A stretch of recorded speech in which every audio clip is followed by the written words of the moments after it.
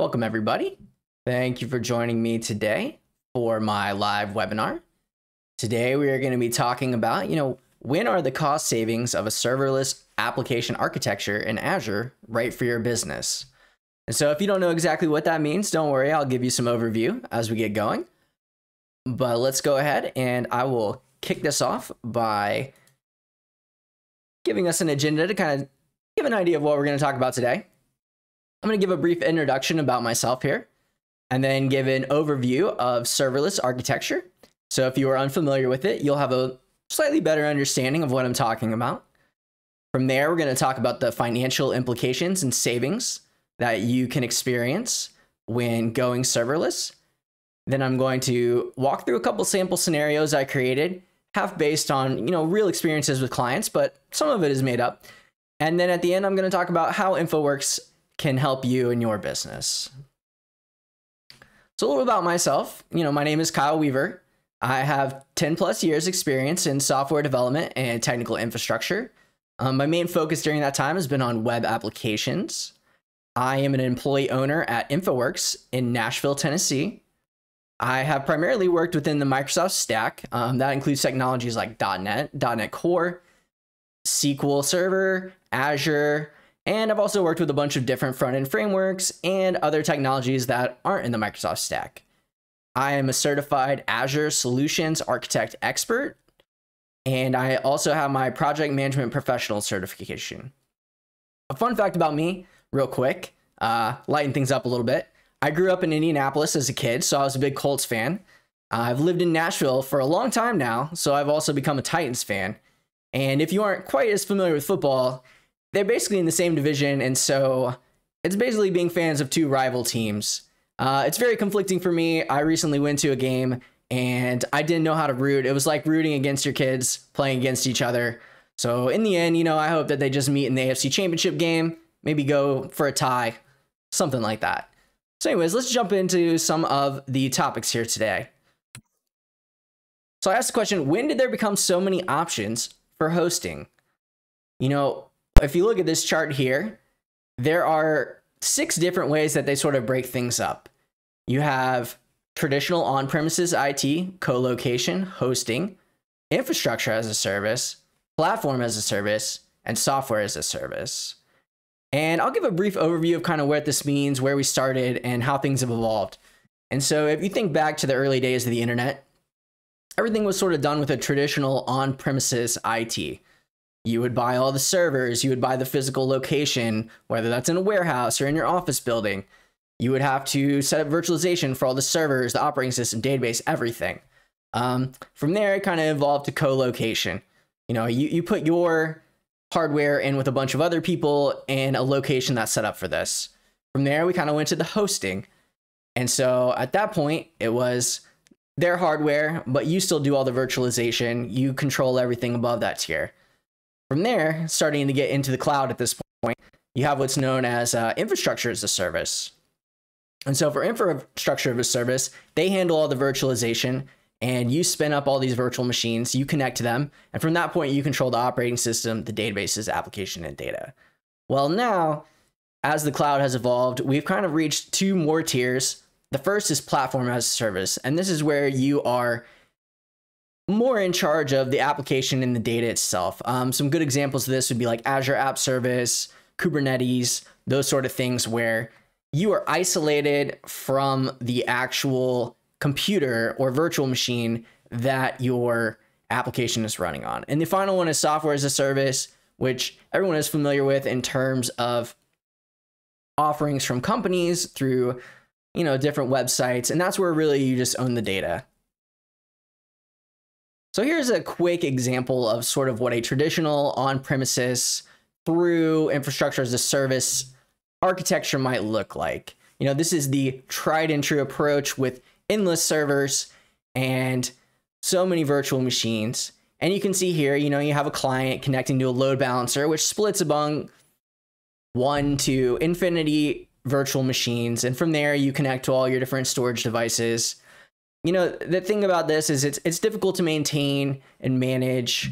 It can be hard to scale And I don't say hard as in the technology is not there. It can just be hard to know what you need, and how to appropriately scale, as I guess is a better way of explaining it. So from there, you kind of jump into platform as a service. And there's a lot of different ways you can do platform as a service. But as this example, I chose the Azure App Service Architecture. This is a very popular way now of doing web applications where you use the Azure App Service platform offered by Azure, and you can upload your web applications directly there. You do not have to worry about managing the operating system or the virtual machines. Basically, all you're doing is you set a bunch of configuration options, configure your scaling, and deploy your application. And Microsoft handles all the patching, the virtualization, all those steps. Now, that's very popular, but now we've gone even a tier further, I would say, in the modern cloud. And that's where you reach the serverless architecture that I'm going to focus on today. And if you haven't noticed, everything is pretty Azure focused, but most of these concepts apply to any sort of cloud provider at this point. They may not have the exact one-to-one offerings, but they generally stay pretty close together. So once you reach this sort of serverless architecture, it's debatable whether it's considered platform as a service or software as a service, depending on who you ask or where you look. You might get a different answer. In my mind, it's sort of a mixed thing. Some of them, the components I would consider platform as a service, while others I would say more software as a service. So if you look at this architecture here, it's a little different than our last one. So let me go back for 1 second, and you will see, the internet points to the app service web app, and that's pretty much it. They hit that, everything is contained. Now, when you get to the single page web application, you basically are going to hit two different things.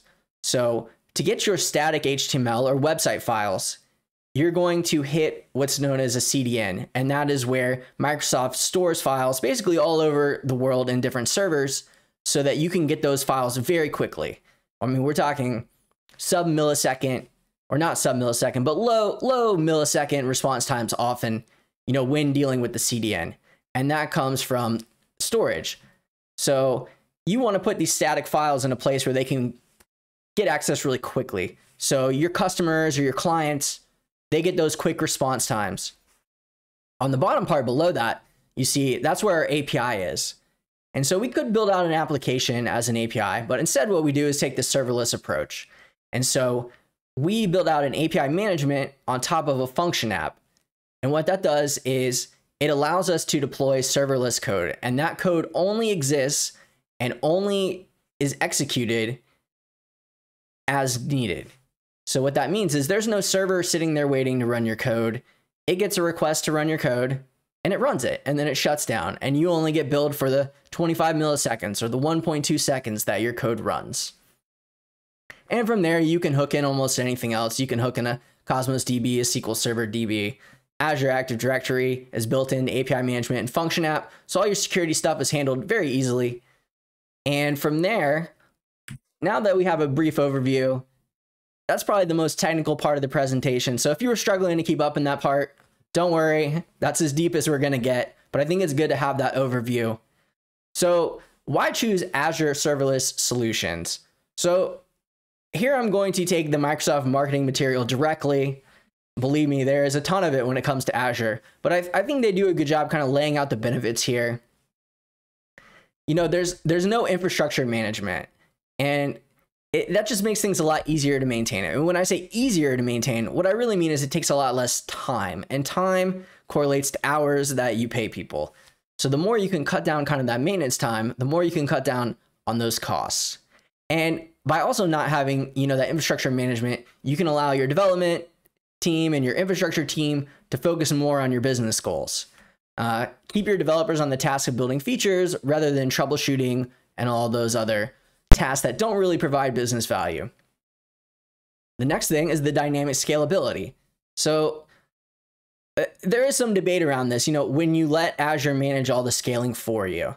And in my mind, it is an advantage because you don't have to think through every scenario when you're setting up your scaling, and it is extremely fast. If you think about scenarios where you set up your scaling in a more manual approach, there's going to be time when it needs to scale, and you need to understand better the sort of load you're going to experience and at what time, so you know how to set up your scaling to both scale up appropriately and scale down appropriately. You're scaling at an application level then, but when you take the serverless approach, you're scaling at a function level generally. So if your application is scaling, it might just be scaling a single function rather than the entire application. They say faster time to market. And in my experience with serverless, I think this is true. It takes a different mindset to approach it that way, but you spend less time, in the weeds of the infrastructure rather than developing. And more efficient use of your resources. I kind of touched on this already. Lower the amount of maintenance, lower the development burden. Great things to both lower your cost and keep your people focused on what's important. A couple examples of some serverless offerings from Azure. There's a lot more than this, but these are some ones to just focus on. Azure Functions, I've already mentioned that a few times. It's a very flexible way to basically run compute. So you can take little bits of code, you put them in the cloud as individual functions, and when requested or triggered, you can execute these functions. And there are endless amounts, well, not endless, but tons of triggers you can use, whether that's based on schedule or API calls, other events across Azure, those sorts of things. And the greatest thing is you only pay for what you use. You pay for the cost when it spins up, and when it spins down, you're done paying. There's Azure Kubernetes Service, which is a container service. And this one really does have endless possibilities. You can do almost anything in Kubernetes, and it can be overwhelming at times, but it is pretty serverless, and it allows you to scale up and down containers very quickly. Then you have Azure API Management. You can use this as a standalone API to hook in with Azure Functions, or you can use it as a middleware between an existing API, and you can use it to control things like rate and access, or to build clients, those sorts of things. Azure Logic Apps. A good way to describe this is it's like an approachable automated workflow tool with hundreds of what they call connectors. And so people who might not be the most technical can go in and basically put all these connectors together and trigger workflow actions. So you might say, well, when a new file is uploaded here, send out an email to, this Active Directory group, things like that. And there are, I think, 400 plus connectors at this point in time. So there are a lot of things you can do with that. The final one I'll touch on, Azure Blob Storage. Extremely flexible storage. It is the backbone for so many services on Azure. You almost can't do anything on Azure without having to interact with blob storage in some form or fashion, but you can do a whole bunch of things with it. And in the serverless world, you can use it to store your static web files and serve those up to a CDN for delivery to almost anyone. And of course, like I mentioned, there are more and more of these serverless options, and they keep expanding every day. There is one more I will touch on later in the presentation. That is my new personal favorite, but I will not spoil that, so stick around. And this is the million-dollar question, quite literally maybe. Will the cloud save my business money? And I say the cloud is not a magic bullet for savings. Azure has replaced Microsoft Office as Microsoft's cash cow. And they have been experiencing massive growth year over year, which I believe the latest stats I looked at is they're still seeing 50% annual growth in the previous 12 months, and it has not been slowing down. And, everyone says, oh, you can save money by migrating to the cloud. Oh, go to the cloud, it'll save you money. But what does that mean? And does it always? I would say probably not. There's a reason Microsoft makes a ton of money from this Azure cloud stuff. And there's a reason all their marketing and certification points you to the cloud, for this exact reason. And while it can save you money, I think it's very important to take a cautious, educated approach to migrating to the cloud and building out these cloud services, whether you do go the serverless approach or not. Some things you need to do, try to calculate your costs up front. It can be difficult. I know the Azure calculator is overwhelming if you've ever looked at it, but getting a picture of what this might cost you up front can save you a lot of headaches in the back end. Start off slow with lower risk projects. Don't take your core application, your core business process, and make that the first thing you go to the cloud with. If you do that, good luck. Maybe you know what you're doing, but that is not the approach I would take. Monitor, real cost metrics. Azure makes it very easy to monitor your costs. So when you're in there, you want to know how you're spending the money, why things cost what they cost. Can we cut down on costs? Whether that's lowering, the horsepower on your servers, or using a completely different approach such as serverless, or using a different service than the ones you're using today. Once you have this data, it is important to adjust your approach like I just mentioned. You want to be able to pivot and find ways to keep up that savings. And lastly, grow at a pace that makes sense. Don't take everything and throw it in the cloud. Like I said, start off slow, low risk, go from there, grow, and you'll get there eventually.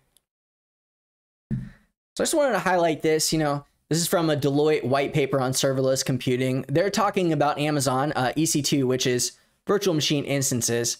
But what they found, carries over to Azure. So I thought it was very interesting. And I'll go ahead and read the quote. When considering only the infrastructure cost, running the application on EC2 instances is the more cost-effective choice. However, when we account for development and maintenance costs, it becomes significantly cheaper to run the application through serverless technologies, such as Lambda or Kinesis. In both use cases, the client decided to build with serverless architectures to realize these cost savings. And so if you go and look up this white paper, it's pretty interesting. What they did is they ran some real life experiments in this serverless computing world. And what they found, which is not always the case, is that their infrastructure costs went up slightly, but the amount of development and maintenance time it took to maintain these applications went down by a factor of, I believe, 8 in terms of maintenance from infrastructure resources. And so they ended up saving about an average of 40% across the two different projects. I believe one was like 36 and one was 44. So right in the middle there. If you have time, look it up. The title is down there next to, right above that little quotation mark. It's really interesting read. So another one here, this one, serving 39 million requests for $370 a month. And again, I'll read this quote. Simply moving to a serverless environment had the single greatest impact on reducing hosting costs. After we'd made the switch, the hard work was done. Our extremely expensive operating costs immediately shrunk by 2 orders of magnitude. But even after the initial serverless switch, there's still room to cut down on costs. And this is from a company called Postlight, and they took and moved everything to serverless. And here, when the last one where infrastructure costs went up slightly and they saved money from maintenance and development, Postlight had a different experience where transforming their infrastructure saved them thousands upon thousands of dollars monthly, or as they describe, 2 orders of magnitude. That's another good one to read up on if you want. You can just Google, I think, that top line and you'll probably find it, but definitely worth the read if you want more information. So, how do you utilize serverless architecture to save money? Well, in my opinion, this is the best way to utilize the cloud for potential cost savings. And if your use case is optimal, you can save upwards of 90% between infrastructure development and maintenance costs of what you were spending previously.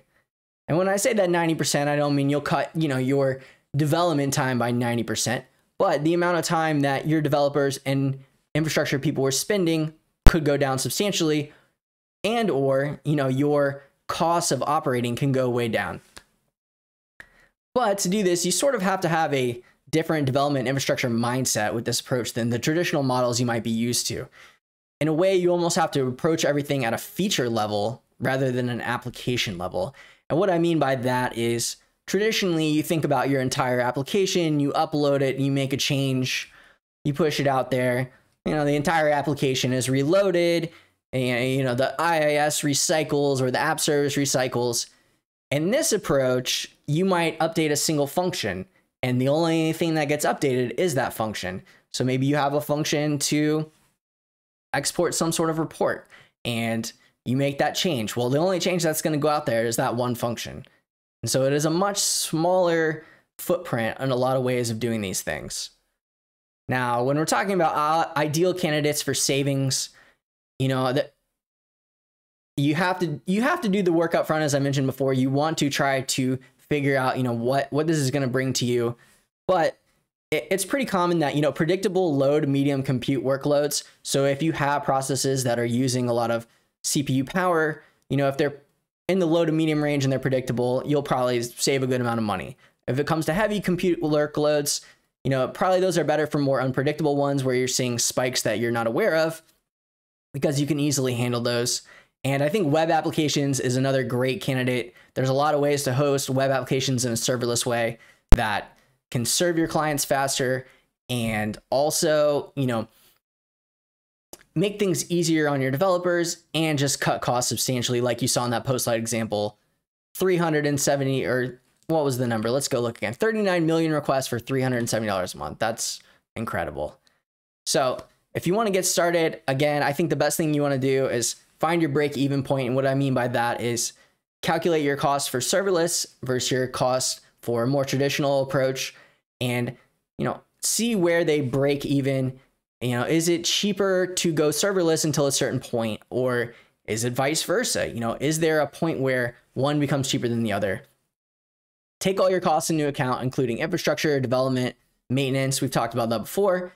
And one of the best things you can do is track function level billing if it's applicable. And what I mean by that is you can track how much it costs to run an individual function. And so what if you find out at the end of the month, for your entire application or whatever you have, 30% of your costs are related to a single function that exports a PDF, to the end user. You're going to want to find ways to optimize that, or, send it out to a third-party service, or maybe even get rid of it entirely because it costs too much. And you can start thinking at a feature level rather than an application level. So I'm going to run through some scenarios here. Again, these are kind of a mix of made up scenarios, but also things I've encountered at clients. So the first one, replacing an on-prem batch process with Azure functions. So we got Generic Corp, they created many batch processes over the years for various periodic maintenance tasks. These processes run on nights and weekends with a mixture of predictable and unpredictable workloads. They are currently spread over many on-prem virtual machines and maintained by different teams. Company policy is to shut down these virtual machines when not in use, but that policy is not often followed. The on-prem resources are starting to be stretched thin, and buying new hardware is under consideration. So that's kind of our statement there. And so if we think of the challenges, batch processes are hard to manage as they exist across many teams and virtual machines. That can become a nightmare when you start thinking about things that reach, dozens or hundreds of processes, and they might not be well documented. Company policy, let's shut down the virtual machines when they're not running. Well, that doesn't always happen, and there's not a good way to keep track of that. And finally, the unpredictable workloads, they don't allow for great scaling, and batch processes often don't complete in time. So it might become Monday morning and that weekend batch process, it never finished, and your customers are starting to log on. So a solution, migrate existing batch processes to use Azure functions and utilize triggers to kick off processes via scheduling. So you can use those triggers to say, at 9 p.m. on Friday, kick off these processes. Now, if possible, rewrite parts of these batch processes to take advantage of what's known as stateful durable Azure functions. And what that means there is you can use Azure functions in a stateful way to create parallelization. And so you can use different approaches like fan in, fan out. So you can have a single function that kicks off the process, and then it could basically spin up unlimited different Azure threads to kind of spread out this workload. And then as those finish, they respond back to the original stateful function. And then once everything is complete, you wrap it all up. So you can really speed up these processes. So let's talk about all the benefits. That was one I just talked about, but batch processes no longer consume on-prem resources. That's great because you're getting stretched thin for other needs. And this is something you can easily, move out of those on-prem resources as a first move to the cloud. You only pay for the processing power you use. Another positive, speed up execution. That's what I was talking about before with the durable functions. Track the actual cost of batch processes at a function level. I mentioned this earlier, but you could see how much these batch processes are costing you, and you can make changes or you could eliminate them. And the monitoring and reporting of these processes is all consolidated at this point. You know what they all are. You know when they executed. You know if they were successful. You can see all this on one single dashboard. Second scenario, you need a scalable, secure global web applications for your business. And so what we want to do is utilize the power of Azure Static Web Apps to create applications with global reach and scale. And this was the other Azure serverless offering I was talking about earlier. Very excited about this one. Found out about it only a few months ago, and it is really cool. I've used it a little bit. So I'll go ahead and read this statement here real quick, and then we'll dive into the challenges, solutions, and benefits.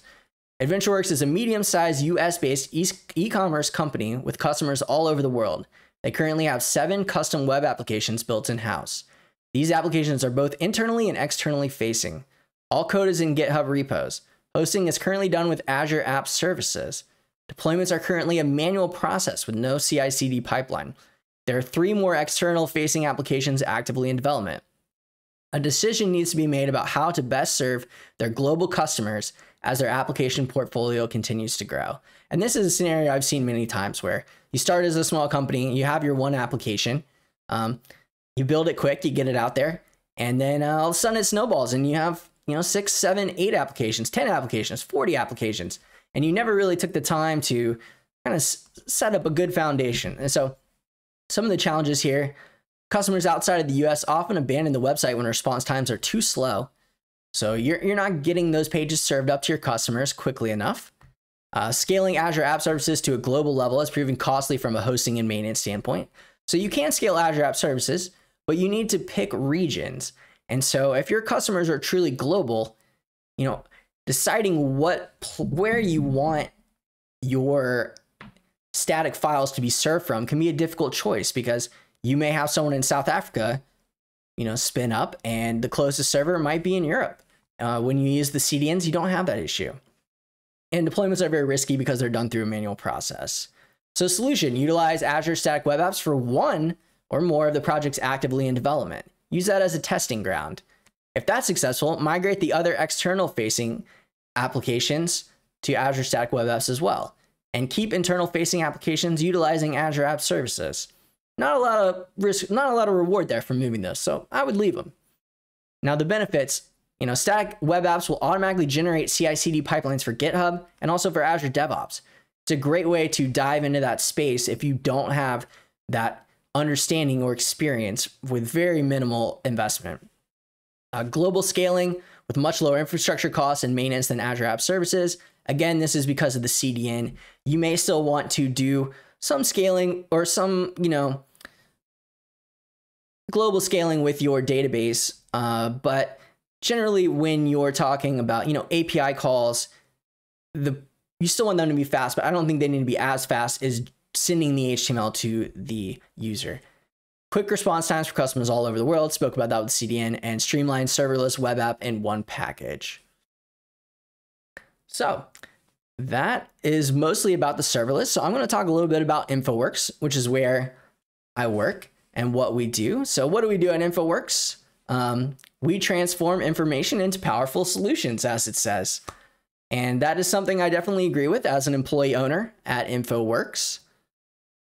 So we will dive in here a little bit and talk about InfoWorks. So InfoWorks is loaded with local talent. Our consultants have expertise across many technologies and industries. We are headquartered in the booming Nashville, Tennessee. If you haven't been here recently, it is crazy. And we serve clients both in the local Middle Tennessee market and nationally. Some of our consultants, they go to the client's office every day and see them and sit down and have meetings with them. And some of our other consultants work remotely with people from all over the globe. Whether that's in Asia or Europe or South America, we work on very global teams. We're employee owned and operated. What that means is we're in a unique position as an employee owned consulting firm versus many other consulting firms. The success of a client engagement to us is directly tied to the prosperity of our employee owners. Not a faceless shareholder out there who doesn't really have any investment in the company. In turn, this creates less risk for you because, we're more dedicated to your success and our own success. And we approach everything, with agility, innovation, and efficiency. We try to create the best approach for your business, if that's something you need. But at the same time, if you have an approach that works for you, we can do a great job of blending in seamlessly with that approach that you have. innovative answers for every client, regardless of industry. You know what that means? We have 3 solutions that we offer at InfoWorks, and those are broken down in analytics, technology, and management. And I won't get into what each of those means. If you're curious, you can reach out. But having this diversity of solution allows us to custom tailor our approach. And our goal is to help you solve your problem, you know, regardless of how we get there.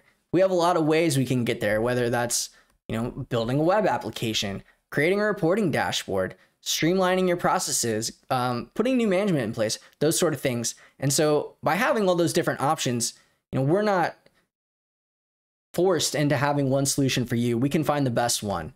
And you know, InfoWorks may be small, but our clients are not small. We have Fortune 500 clients across major industries, you know, including healthcare, financial services, manufacturing, and retail.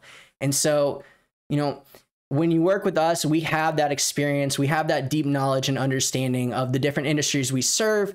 And so while we may be experts on Azure, like myself, you know, we also have experience with your industry. We understand those terms and we know how to work in that business. And so with that, I want to say thank you for joining and watching this presentation live, or if you're watching it recorded, thank you for watching it as well. If you enjoyed the presentation and you would like to, you know, see more from InfoWorks, I would encourage you to subscribe to our YouTube channel so you can be aware of our content as we release it. And I would also encourage you to reach out to us, you know, and have a conversation. The contact information is here, and if you want to speak with me directly, feel free to drop a comment below the video and I will make sure to respond. Or if you want to have a conversation, reach out to InfoWorks and they will put you in touch with me or someone else at InfoWorks. And with that, I will say, have a great day.